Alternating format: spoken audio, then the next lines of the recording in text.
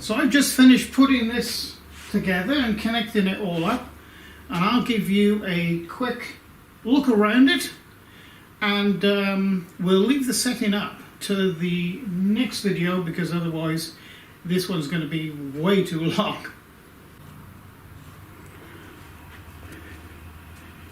So I've got a fairly new Hewlett-Packard tower down there running the system, the program. Now the program is EasyCAD 2, if you can see that, with all the glare.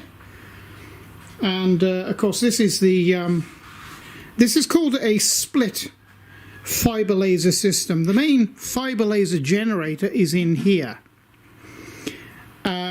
which has a umbilical cord, and this is where all the the actual fibers are, that comes through to this head, and this is called a galvo head.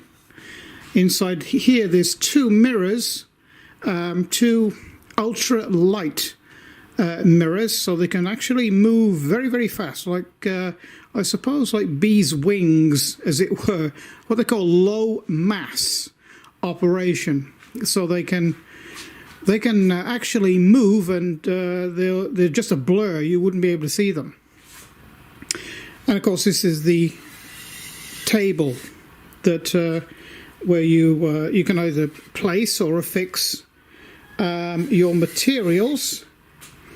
Now these fiber lasers do produce some should we say smoke or whatever, especially if if there's paint or coating on metal, it's going to burn off, so you don't want to breathe that. So I have this extraction system.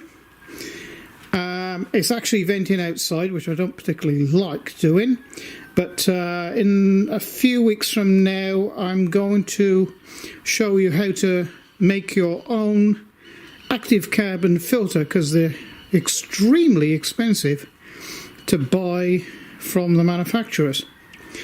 But this system just has a gentle, well, quite a good flow of air actually, and I can open this to get more flow, but normally I just require this vent here. So there you go. It's a very, very simple looking system, but it is vastly more complex than a CO2 laser. You will see, if you look around for fiber lasers, this is a split type.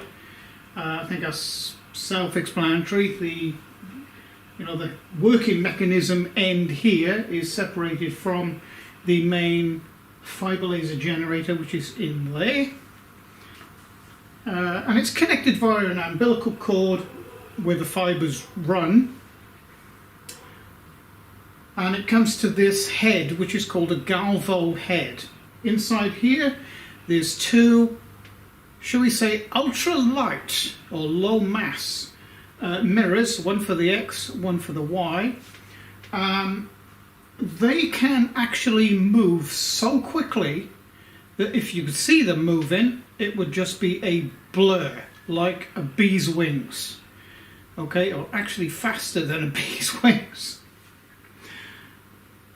So that is how the beam is directed anywhere in its field of view. The particular lens I have in here now is a 200mm field of view, which in other words, you have a footprint of 200mm by 200mm, which is 8 inches by 8 inches square, and you can do anything within that area. I do have a 110mm field of view lens coming, because I did order it, but they negated to put it in, so I put that right and it's on the way. Now what that does is it narrows the field of view down to 4 inches by 4 inches, but that in turn, just by changing the lens, increases the power by a factor of 4.